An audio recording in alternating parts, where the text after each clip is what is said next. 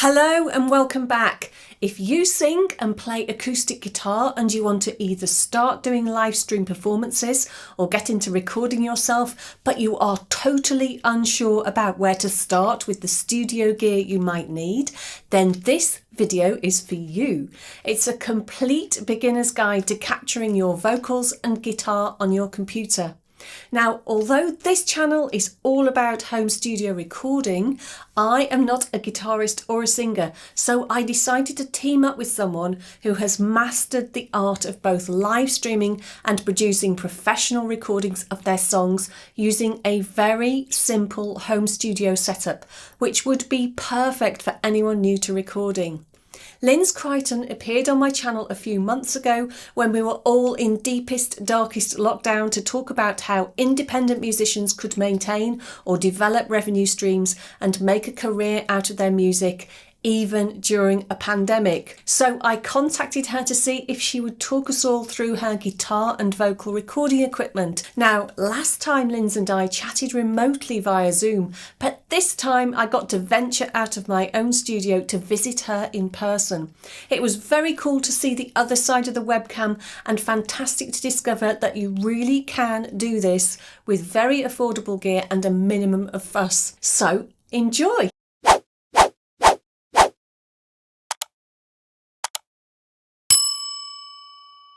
Hey Linz, it is great to be here. Yay, because last time I spoke to you it was the heart of lockdown, and even though we discovered we live quite near each other, we had to do it on Zoom. Yeah. And so here we are, and here I am the other side of the camera. In the In theatre your of dreams. studio. It is, it's fantastic. It's lovely to be here in real life. So we're going to talk a bit about your experience with live streaming and a nice, simple setup for someone who wants to just get started. Absolutely. Without spending a lot of money and getting something that's good quality. We'll talk a little bit about your live streaming and then a little bit about how to record your acoustic guitar and vocals for a beginner. Yeah. And if someone's thinking, what's an audio interface? We can show them. Yeah, defo. Yes. You have been live streaming for about a good 2 years. Yeah, in fact, when I Yes. think about it, Yeah. I'm thinking back, yes, 2 It's years. sort of part of the way that you communicate with your fans and interact with them is live streaming. Yeah. It's becoming part of what musicians are going to be doing in the future, Yeah. even as we get back to performing. Totally, because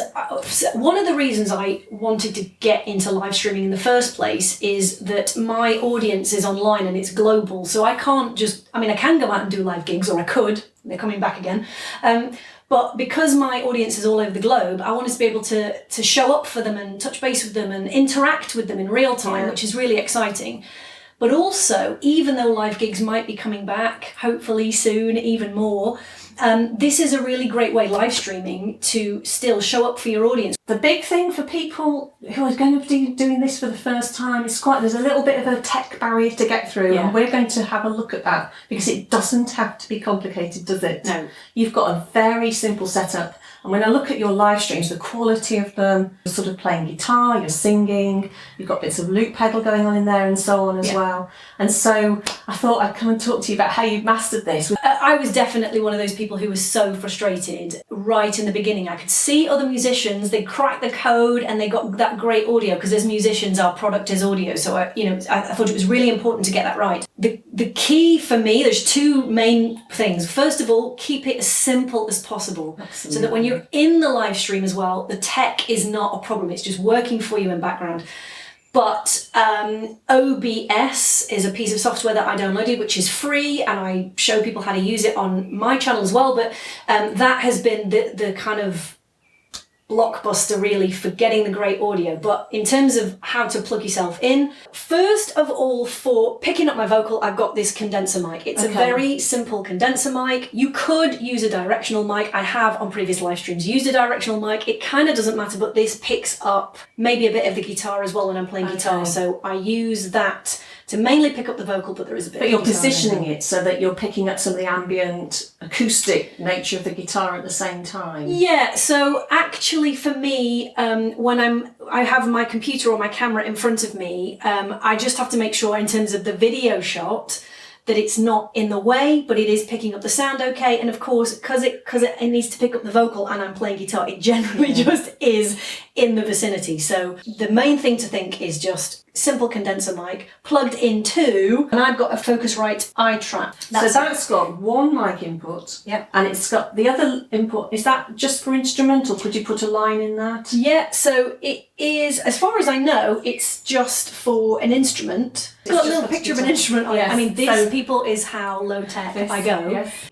Condenser mic in there, instrument in there, and I monitor myself with the headphones because that's quite important when I'm going live, so I can hear myself, but I don't have any of the bleed of the sound as I'm going, especially when I'm doing live looping, which is another thing. But from that, the simple thing then is I have this USB cable essentially, so from the back of the Focusrite it goes straight into, I've got a Mac, but you can do this on PC as well, and it just goes in through USB. Yeah, so you're recording through USB. Now, one of the questions I get asked a lot, because you mentioned about the headphones, a lot of people still think their sound's going to come out the computer, and it's not, is it? When you've plugged that in, that is where the sound comes out. Yeah. So your headphones go into your interface, not into the computer anymore. It's recording and it's feeding the sound back to you as well. Yeah. And you can plug it into speakers, but while you're recording, you'd never put your speakers on. If you tried to put speakers on with the mic on, you'd be getting all that whistling thing going on. And this came in a pack, didn't it? So you get an interface with a mic, and that was just the mic that came with it. It was. You just plugged it all together. So when you're playing your guitar, it's being picked up a bit by the mic, but mostly what people are hearing, are they hearing, so you take the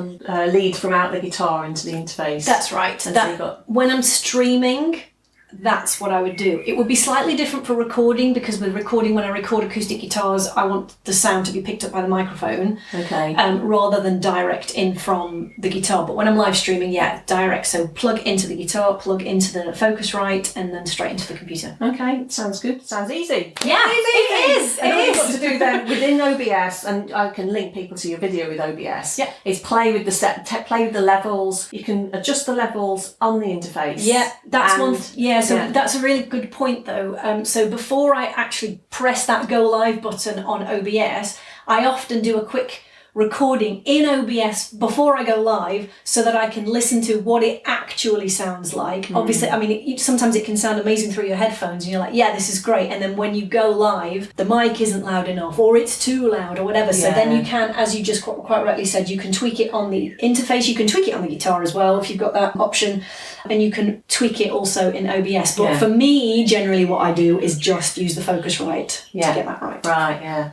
So it's test. And you could also do a private stream and just stream to yourself, record it, and then go and have a look and see how it's all. Totally. That is also one thing, like at the beginning, that's what I did when I didn't trust some of the sites where I would stream. So for example, on Facebook, I had this issue where every time I would go live on Facebook, it sounded great in my ears. It sounded great what was going on. But then when I went back to listen to it, it sounded like a tin can. So that is partly what was getting me frustrated. So that is why I do the test in advance and just check that everything is working okay. So private streaming, you can set up your own Facebook group with just you in it and just stream in there. So this is what, so if you're going to start embark on this, because I think the first time you hit live and you are actually live must be the most nerve-wracking day of your musical life. Because it's, now, I've seen you recently doing ukulele. Yes. Is that the same thing? Has that got it? You can plug a 1/4-inch lead into that? It is. Now, interestingly, I had my daughter's toy ukulele for quite some time, which I did play on, and it was part of the Crichton Clan kind of joke that I wrote a song about my daughter on her toy ukulele. If she knew I did that, she'd probably scratch my eyes out. But you can't plug this one in. No. So whenever I played this, I did have to use the microphone and the ambient sound. However... And how did you find that came out? Was it all right? All right. The piece of software called OBS is a broadcast piece of software. So whatever sound is picked up by the mic is... I don't know what processors it has in it, but it's like magic. It's brilliant. Yeah. And it just makes a great sound. So yes, the sound is great. However... one has upgraded. Oh, look at this. So now we have got... you can put your 1/4-inch... Yeah, you can have your 1/4-inch in there and plug in just like a guitar. And you've got different bass, middle, treble, whatever. So that's what we're hearing when we hear you on your live streams. We're hearing mostly your voice through the mic with a little bit of ambient, whatever's coming out of the ukulele or guitar. And then the rest of it is going through that 1/4-inch. Yeah. And when you're in OBS, do you combine the two things to mono? Oh, yes, I do. Because we have this left-right thing going on otherwise, don't we? Yes, mixing to mono is really important. With an interface like that, you're not going to be able to do a stereo stream. It's not like a mixer. The place to find it on OBS I thought was a bit sneaky because it's a half hidden cog on the mixer, which I presume that you'll link to, I'll do a picture of. But you can pop that open, and there's just it's easy when you know it's there, but it's a simple check button that says mix this to mono, and then you're done. Now, looper pedal. I've seen you live stream with your looper. Yeah. And does that just go into that port? Yeah. So instead, when I use looper, because I need the mic to be linked to the looper, because obviously I'm looping the vocal as well as the bass, whatever. Oh, then yes, of course. In that setup, both my mic and my guitar will go into the looper pedal, and there'll be one line out from the back of the looper, and only one goes into the Focusrite. It's just taking a step back from the software into thinking about the hardware, because once you've got your hardware set up, then you move on to the software. Yeah. That would get someone started with their live streaming. Now, the other thing I'm interested in is you've done a lot of really lovely recordings. They're on Spotify, you've got videos up on YouTube that aren't live stream, they're produced songs. Yeah. And you're doing them from the same kit? Total same kit. Yeah. But what's the difference? So how are you using it differently? So in terms of recording, if I'm recording acoustic guitars, then I wouldn't go into the interface through a direct input from the guitar to the interface. I would capture it through the microphone. So when I'm recording guitars, I sit with the guitar and the mic is going to capture the sound. So often I try and keep the condenser mic at around the 12th fret. Right. If you can kind of if you've got a chair like this, you can kind of swing on your chair. It depends on what sound you want. So if I want a bit more of a bassy, boomy sound, then I might turn a little bit so that the microphone is a bit more near the hole. Okay. Do you want to just grab your guitar and just show us? Give us the demo. So I would move the mic so that I'm a bit more near to the 12th fret here. Yeah, I see. But if I wanted a bit of a bigger sound, I might move it this way. I think when I'm recording, it's important to be aware of that. So not like this. I do that quite a lot as well. That is a disaster. Knock. That started again. Yeah, that's a cut. Let's just do that again. So yeah, I try and be aware and kind of stay, but much to that point. So the other thing, I'm just conscious that there's cameras around, but that's fine. I try and do it so that the neck and the mic arm is either parallel or even turn it a little bit so that it's away from me when I'm recording. But yeah, moving that way and that way to capture the sound is what I do when I record, and then I would record a second track, and I don't just copy and paste the second track because that just adds volume. I would record a second take of the same thing because the slight nuances and difference in those two acoustic guitar takes and then panning them left and right is what makes for a bit of a fuller sound. Right, okay. And you do that in Logic? And I use Logic, yes. I started on GarageBand. I used to be so embarrassed when people used to say to me, like, what DAW do you use? And I said I'd start on GarageBand. And there's kind of like a little bit of like snobbery around DAWs. I think if you've got GarageBand and you want to start on a free piece of software to get you going and just do the thing, just do it. Yeah. It's, I've got recordings on Spotify that were made with GarageBand and I'm really proud of them. I think, it's brilliant. It's a great piece of software. Yeah, absolutely. So when you're recording, you don't sing at the same time? Do you... Interesting. No, I don't. Oh. Yeah. So you then dub your...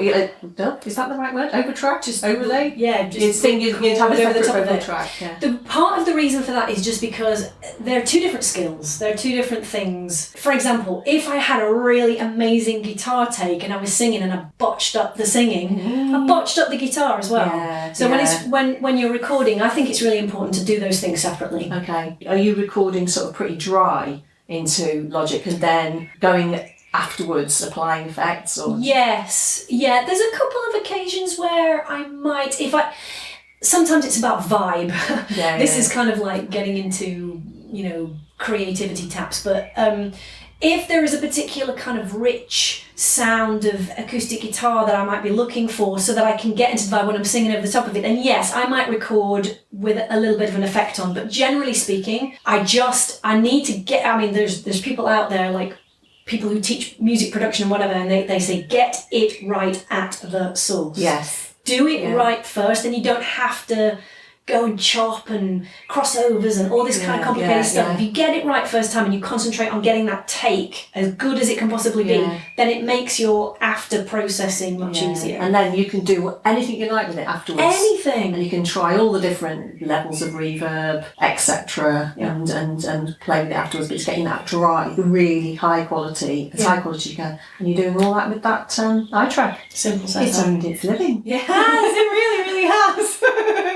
That's brilliant. Thank you so much for talking to me. I think you're going to solve a lot of people's problems here. I'm going to link to your YouTube channel because people can go and watch your live streams, get a bit inspired by what you're doing there. And also, you do a lot of work helping independent musicians getting up and running, working on their social, working on some of their tech stuff. You've got a lot of different ways people can connect with you and learn through what you're doing. So part of the pandemic meant that I was getting a lot of questions after the OBS video. So I've created an entire program around helping independent musicians go from zero to having a fully functioning music career with all the things that you can use nowadays. Brilliant. Right, so I'll definitely link to that because I think you could definitely help some people out there. Thank you so much for that. It's been brilliant. You're welcome. Thanks for having me again. Well, I hope you found this helpful. If you have any questions or comments, then do post them below.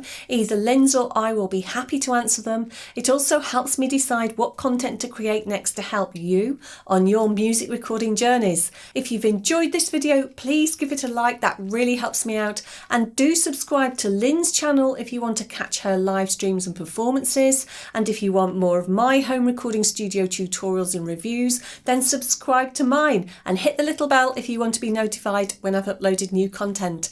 Thank you so much for watching. I'll see you next time. Bye for now.